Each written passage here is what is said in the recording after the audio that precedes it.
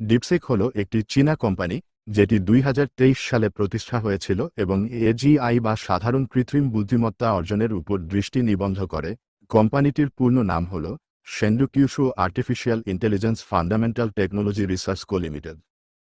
তবে DeepSeek chat জিপিটির alternative বলা যায়, যেখানে চ্যাট জিপিটি ওপেন আই এর ব্যবহারে $200 চার্জ করে থাকে, সেখানে ডিপসিক ব্যবহার একদমই ফ্রিতে।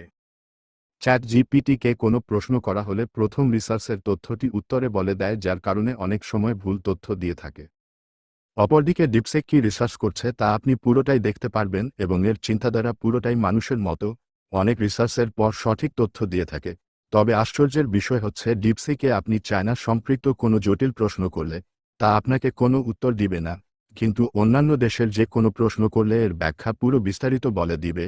ইউএসএআই কোম্পানিকে বুড়ো আঙ্গুল দেখিয়ে অত্যাধিক ব্যবহার বেড়েছে ডিপসিকের, কিন্তু এর ফলে এর কার্যক্ষমতা কিছুটা ধীর হয়ে পড়েছে।